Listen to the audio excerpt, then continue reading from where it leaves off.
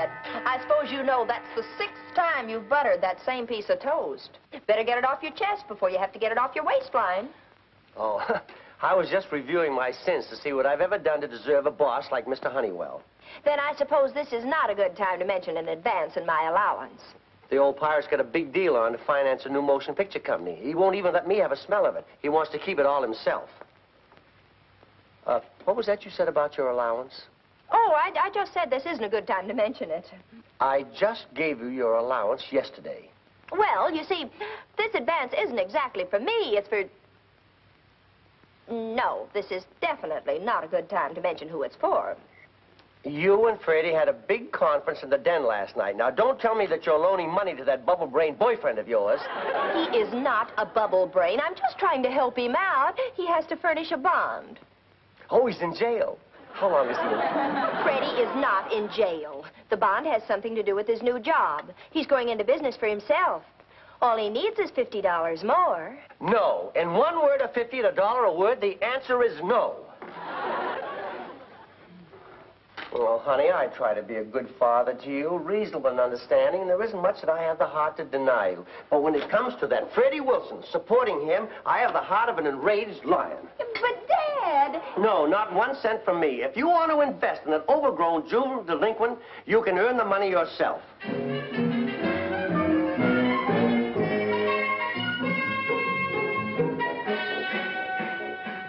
Yes, I'll take care of it.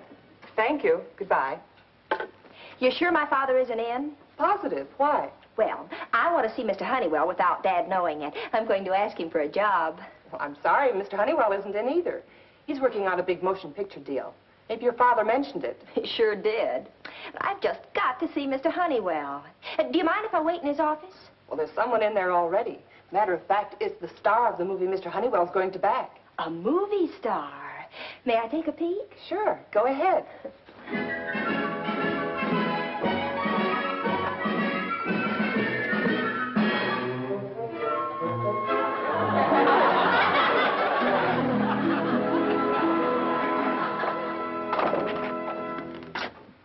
Won't you come in?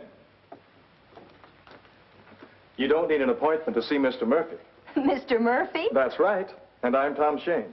I'm Margie Albright. Albright? Oh, yes. Your father is a member of the firm Mr. Murphy has just taken over. Hiya, Margie. Hi, Tom. Let me introduce you to Mr. Murphy. Mr. Murphy, may I present Miss Albright? How do you do, Mr. Murphy?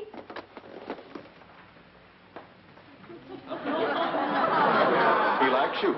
And I want you to know Mr. Murphy is a fine judge of character, a very selective taste. He chooses only the nicest people. He's a darling. But tell me, what in the world is he doing here? He's going to star in the jungle picture Mr. Honeywell is backing.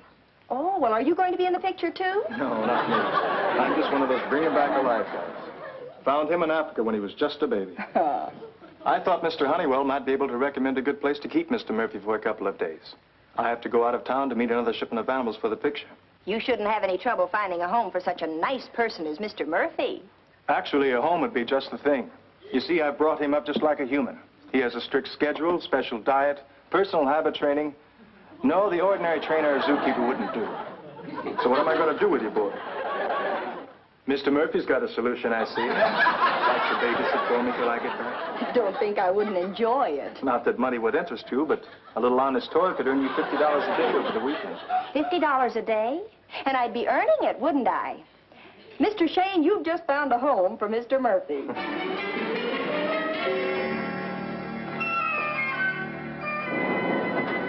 Good afternoon, Miss Albright. Hello, Charlie. Good afternoon, sir. Charlie, meet Mr. Murphy. Good afternoon, Mr. Murphy. Mr. Murphy's going to spend a few days with us. I'm babysitting for him. Oh. Well, here we are. Let's go in the living room. It'll be a little strange to him at first, but he'll get used to it.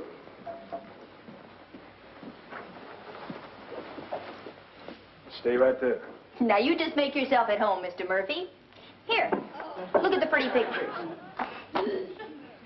I hope he won't mind sleeping in the den. We don't have a spare bedroom. Any place you can make up a little bed for him? After all, he's only a baby.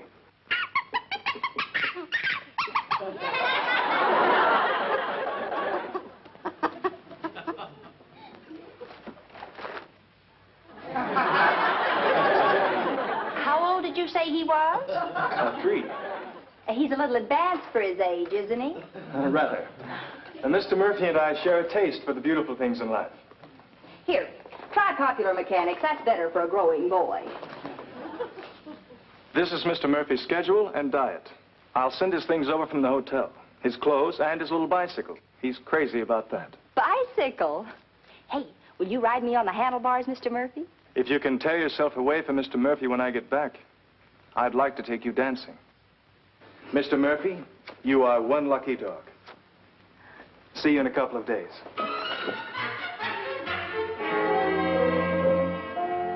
Mr. Albright, Huh, couldn't find you, Charlie, so I ran it myself. I was on the service elevator. Miss Albright sent me out for this. She says it's for Mr. Murphy. Thanks. Mr. Murphy?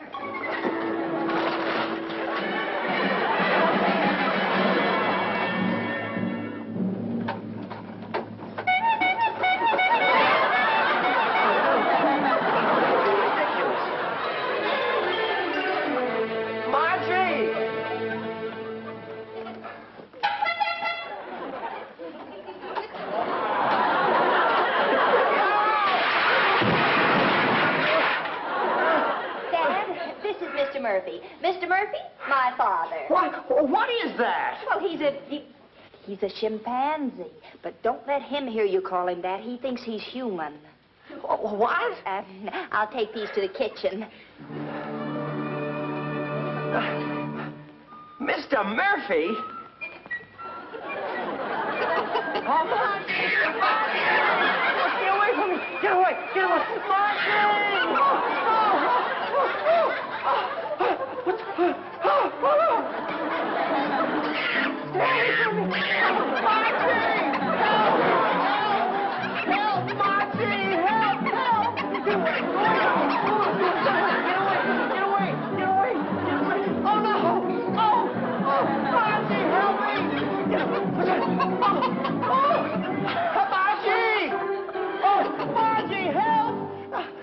Really, Dad, it's all right to play with Mr. Murphy, but that poker is dangerous. Play with him? I'm just trying to keep him from tearing me to pieces.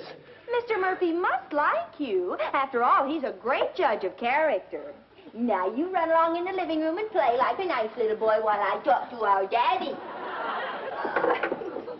Isn't he an angel? An angel? No, but I darn near was.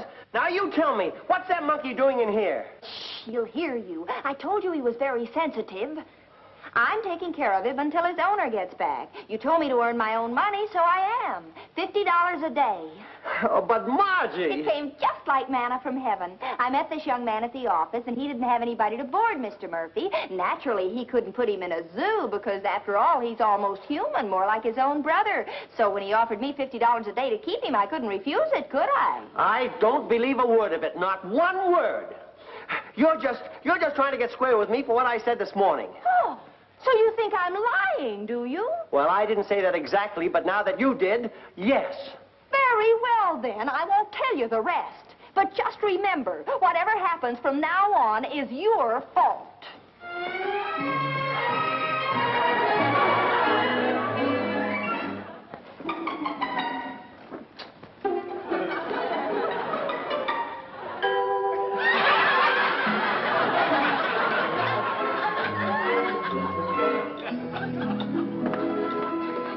There is nothing more to say. Oh, yes, there is. You think you can irritate me into giving Freddie that money. Well, we'll see who has the strongest will in this family. You may keep Mr. Murphy here as long as you like. I'll even help you monkey sit for him. If you have quite finished, shall I start you some dinner? Never mind. I'm going to bed.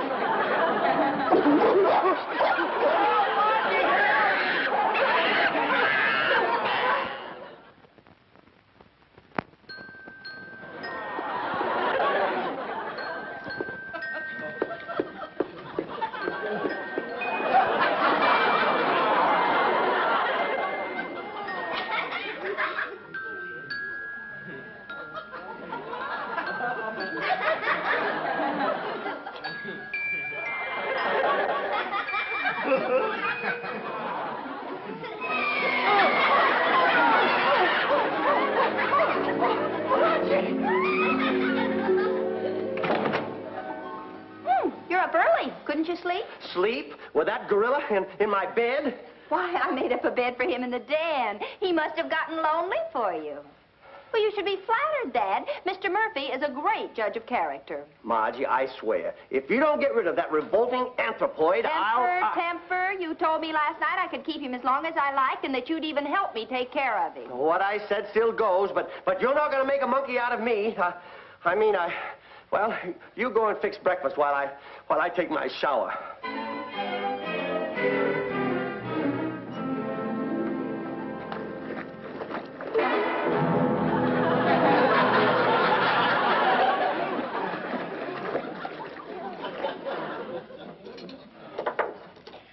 Why, Dad, you're all dressed. But you didn't shave, did you? Not yet. I'm waiting my turn. At the moment, our little guest is soloing with my electric razor. Oh, so that's why you got dressed first. Usually you have breakfast in your nice fuzzy terry cloth robe. Not anymore. He shaved that, too.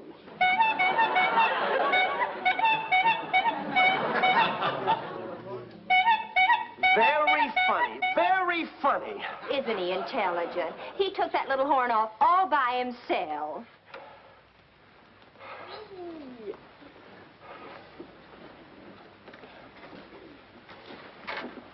Now, you stay here and I'll get you men your breakfast.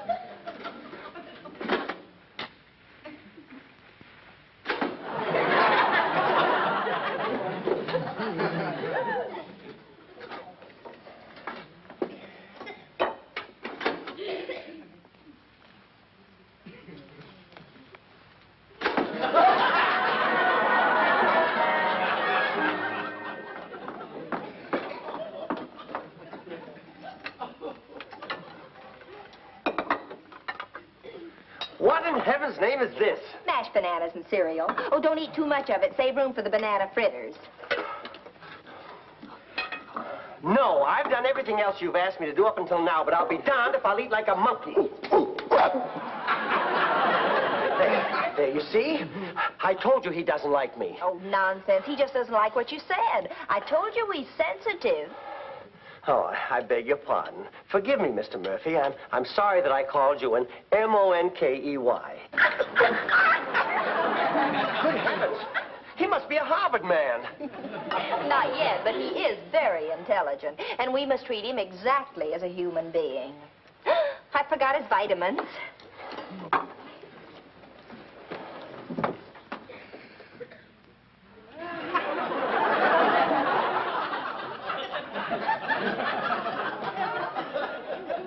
Here, Dad, show him you like him by giving him his cod liver oil.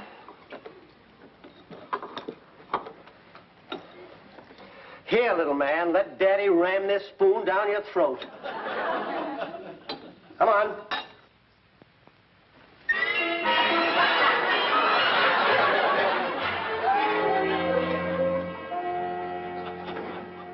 Mr. Murphy!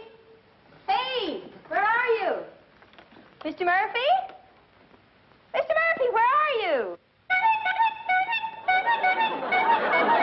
Hi, Margie. Want a ride? Freddie Wilson, what on earth? Mr. Murphy and I are really living it up, aren't we, kid? Well, how did you get in here, and why? Well, it was your father's idea, Margie. He offered me $50 to steal Mr. Murphy and hide him over at my place. Oh, so Dad's at it again. Let's teach Margie a lesson, is that it? I couldn't go through with it, Margie.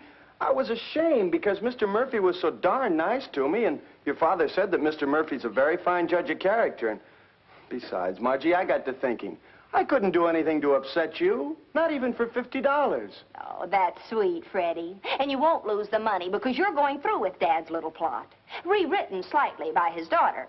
Oh, no, not another one of your ideas. Now, you take Mr. Murphy to your place, and when Dad sends for him, you tell him he got away. He's lost. I don't get it. Well, Dad doesn't know it, but Mr. Murphy is involved in Mr. Honeywell's big deal. And when they come for Mr. Murphy and Dad can't produce him, oh, boy, this is made to order. Okay. Come on, kid. Mr. Murphy, you're going home with Freddie for a while. Now, bring him over right after you make Dad think he's lost. Here's Dad. I've got to go now.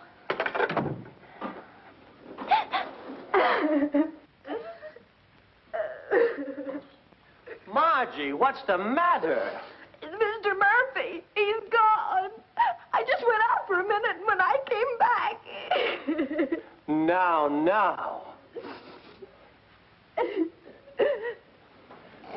Honey, control yourself. The world hasn't come to an end. Well, it has for me. Mr. Murphy's owner will sue me, and I haven't even got money for a lawyer. You won't need a lawyer. Mr. Murphy will come back, you'll see. But his owner's coming back today. So I've hired several detective agencies to find him. Hired? Oh, no. Well, I know it's terribly expensive, but they said just because Mr. Murphy's a monkey is no sign they're going to work for peanuts. Well, call him off, you hear? I've invested all the money I'm going to in a silly ape. You hated Mr. Murphy, I knew it. And he knew it, too. That's why he ran away, because he's so sensitive. Mr. Murphy didn't run away. What I mean is, he probably was stolen. Yes, that's it. Stolen? But why? Only an idiot would steal a monkey. Oh, I don't know about that. It was probably the work of some gang. But don't worry, I have contacts with a shady character, a definite criminal type. Yes, I think I can almost guarantee Mr. Murphy's return. Oh, Dad, what would I do without you? Well, I trust in the future you'll listen to me, Margie. I know I'm not infallible, but I generally know what's best for you. I know. I'm a foolish, stupid girl. Well, let us just say that you've learned your lesson, shall we? Yes, let's just say that for the time being. I'll get it. Hello? Oh, Mr. Honeywell.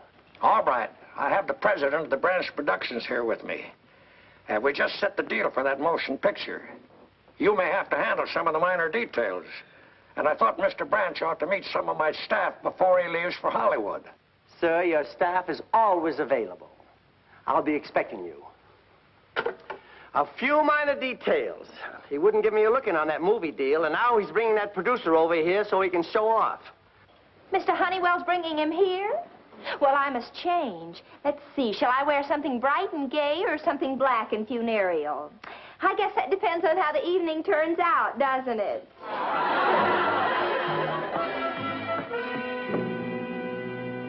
I guess there's no use waiting any longer for Shane. We can leave word. Oh, sorry I missed the meeting, Mr. Branch, but my plane was delayed. Well, that's all right, Tom. We were just leaving to meet one of Mr. Honeywell's staff. You can come along if you like. Right. But first, I think I'd better pick up Mr. Murphy and get him settled. Meet us at Albright's apartment. It's in the Carton Arms. Well, that's where Mr. Murphy is. The Albrights took care of him while I was gone. What? Is he trying to horn in on my... that's the kind of a staff I have, Mr. Branch. All working for the good of the firm. Well, shall we go?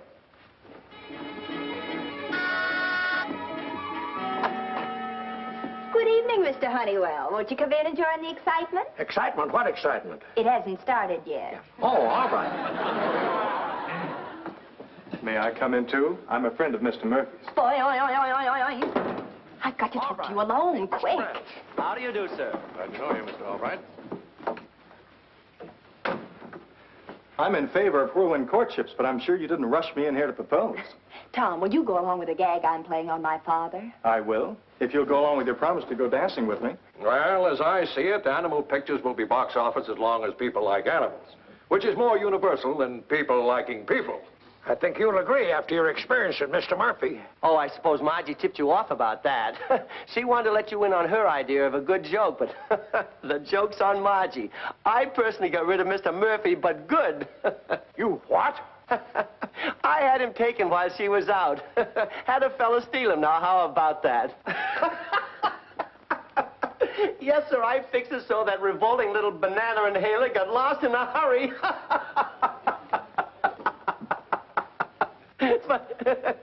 But you're not laughing. All right, you're an idiot. A double-deck trip triple-plated idiot. You had the star of my jungle picture stolen? Mr. Murphy? Yes, Mr. Murphy. A fine staff you've got, Honeywell. I hope you realize our deal's off if anything's happened to Mr. Murphy. Oh, wait a minute, please. I didn't know that Mr. Honeywell was working with that other monkey. Oh, I mean, there's nothing to worry about. I told you I hired someone to take care of him. Why, I can get him back here in 10 minutes, so all I have to do is make a phone call. If he isn't back here quick, you better put in a call for an ambulance.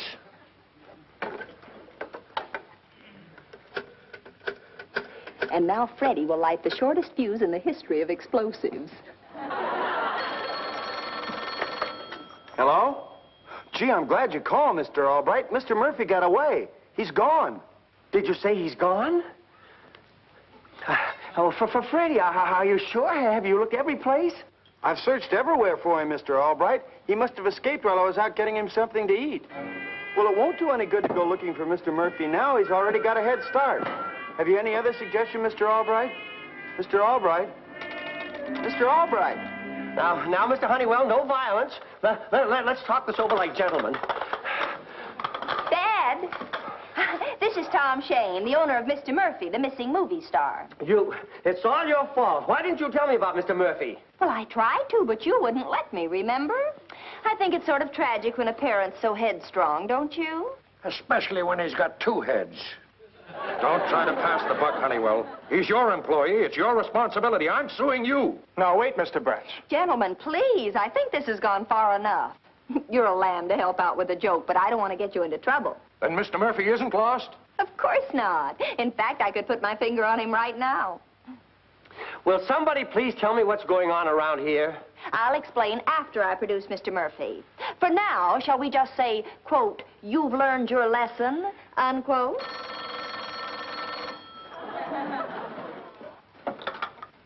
Hello? Oh, Freddie, I was just going to call you to bring Mr. Murphy right over. What?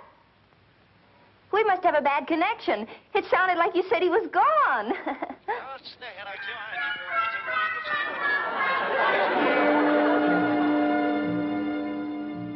You heard me, Sergeant. I want an all-points bulletin on Mr. Murphy. Dark complexion, brown eyes, height 3 feet 6 inches, weight 40 pounds. No, he's not a midget. He's a monkey. And now, young lady, I trust that you'll admit I was right in the first place, as I always am. You and your harebrained schemes. Well, young lady, you'll get out of this all by yourself this time. Mr. Albright, that's not fair. I'll decide what's fair in my family. I wash my hands of the whole mess, particularly your friend, Mr. Murphy. It's probably the police. I'll get it.